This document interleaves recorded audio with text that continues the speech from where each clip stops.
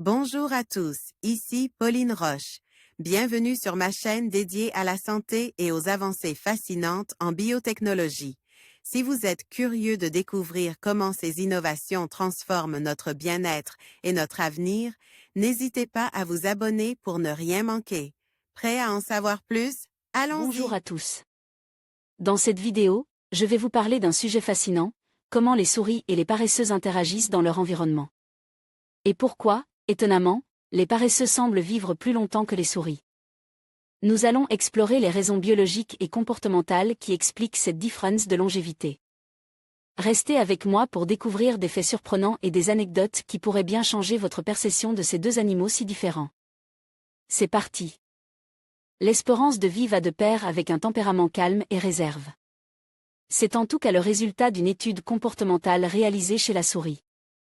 Un minimum d'audace serait cependant nécessaire à la survie de ces rongeurs. Selon une étude, les souris qui ont une durée de vie longue sont les moins aventureuses. Ce n'est pas cette souris qui dira le contraire.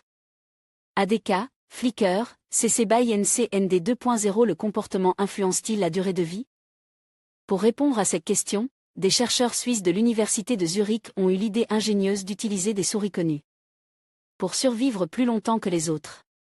Ces rongeurs sont des souris domestiques, ou Mus musculus, et portent une marque génétique particulière appelée haplotype T. L'haplotype T est un ensemble d'allèles situés sur le chromosome 17, qui sont généralement transmis ensemble à la descendance. Les femelles hétérozygotes, c'est-à-dire celles qui ne possèdent qu'une copie de cet haplotype, ont une durée de vie 30% plus élevée que les autres. En revanche, la présence de l'haplotype T n'influence à la longévité des mâles. Exemple d'une expérience réalisée pour tester la nature aventureuse des souris. Le rongeur est amené dans une boîte, box, et évolue au gré des ouvertures entre les pièces, en gras. Eau claire et al. PLOS ONE. Au cours de cette étude, publiée dans la revue PLOS ONE, les scientifiques ont observé le comportement de 41 mâles et autant femelles. Chaque groupe était constitué de 20 souris domestiques normales et de 21 souris hétérozygotes pour l'haplotype T. Ainsi, chez les femelles, 21 souris avaient une espérance de vie allongée. Le reste des souris a été utilisé comme contrôle. Des souris avec moins d'audace, mais un peu quand même. Le caractère des rongeurs a été évalué grâce à une batterie de tests comportementaux.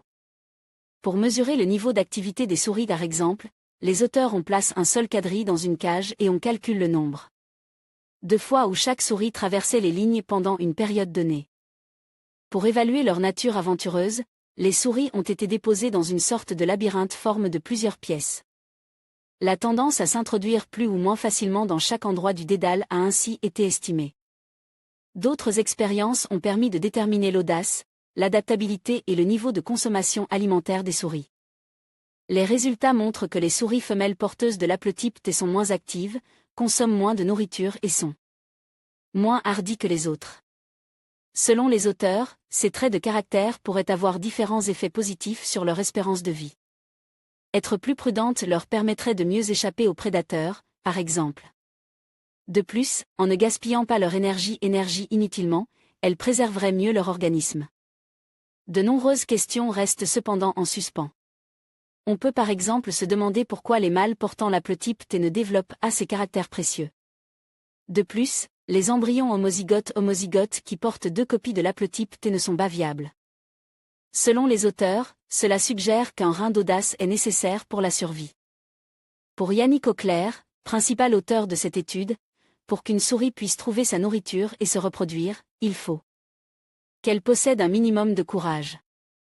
En conclusion, cette étude fascinante nous montre que chez les souris, les paresseux pourraient vivre plus longtemps grâce à leur métabolisme unique et à leur mode de vie.